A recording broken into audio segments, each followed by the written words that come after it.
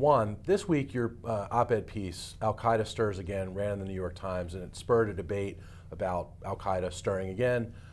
You indicated in the piece that this Arab Spring presents a strategic moment for Al-Qaeda to re-enter an offensive. And what do you mean by that? Well, the Arab Spring I see is a real fork in the road for Al-Qaeda.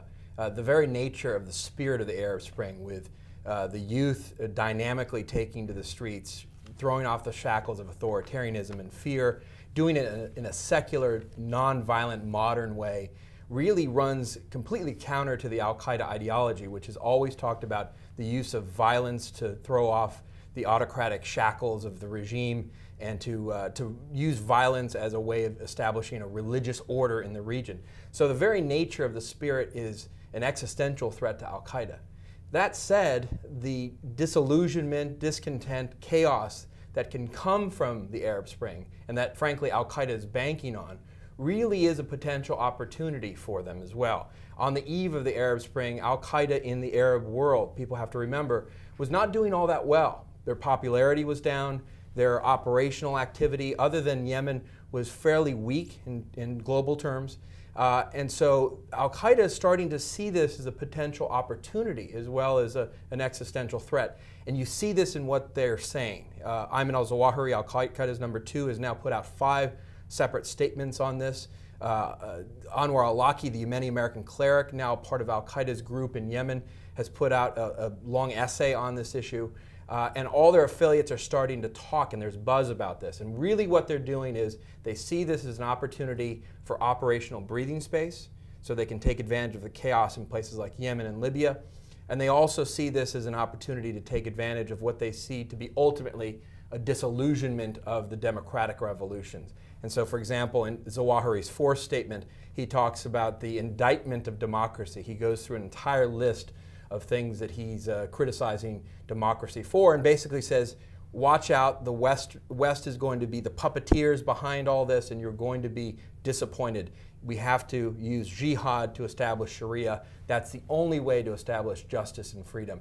And so that message is lingering out there while the lumpy harvest of the Arab Spring sort of sprouts forth in the region, and I think that's something that Al-Qaeda is banking on. So I see this really as a strategic moment where we can either see the grand irrelevance of Al-Qaeda at the end of the day, or a resurgence of their ideology in some form. Are all the disparate groups in Al-Qaeda, Al-Qaeda on the Arabian Peninsula, Al-Qaeda in the Maghreb and North Africa, Al-Qaeda in Asia, are they all talking together? Is this an organized strategic moment for them? Well, I think so. I think now that you have Zawahiri out there, Al-Qaeda's #2, sort of setting the thematic tone for the group, you see messages coming from all parts of the Al-Qaeda constellation.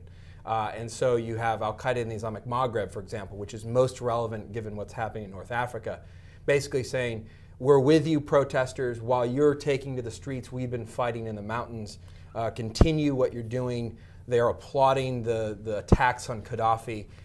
They're calling for further reforms in Egypt. And so in many ways, they're trying to align themselves with the protesters and trying to establish some bona fides so that after the fact, they'll have some influence. What should the U.S. be doing to counter this? Well, I don't think we should sit by the sidelines, because I think this is a strategic moment for the United States as well. And frankly, the momentum and spirit of the Arab Spring plays to our advantage. It's the heart of our values in terms of what we believe in terms of individual liberties, democracy. It's exactly what we'd always wanted from a counterterrorism perspective. That is to say, organic movements arising within the Arab world to counter Al-Qaeda's ideology of fear and hatred and violence. It's exactly what's coming forth. And so I think this is a real moment for us to take advantage. And the trick here, Andy, is we have a moment where we have to play a part, but we can't be seen as a central protagonist. We can't be seen as the very puppeteer that Zawahiri says we will be. At the same time, we can't ignore the needs of the dissidents and the Democrats who haven't had the political breathing space to organize, to network, to create political power in places like Egypt and Tunisia. And so this is where we have to be nuanced, we have to be aggressive. And there are lots of commentators out there who are talking about the kinds of support and convening power that we have to give to Democrats and dissidents in the region. With us spread so thin right now, it seems that not only is this a strategic moment, as you said, for al-Qaeda, but for us, but do we have the resources for us to make this the beginning of the end for al-Qaeda? Well, I think what's interesting about this is we're not talking about military invasions in the Arab world on a mass scale. Obviously, we're involved in Libya. What I'm talking about, and I think what most commentators are talking about, is relatively small-scale amounts of money that will go to the organization of political power for these Democrats and dissidents. Things like organizing political campaigns, grassroots campaigns, connecting women's groups and labor unions with counterparts, using what's typically called as soft power to really achieve our ends here. And I think one of the opportunities is that there's so much power and influence in non-state actors and groups. And so it doesn't have to just be the United States State Department or USAID.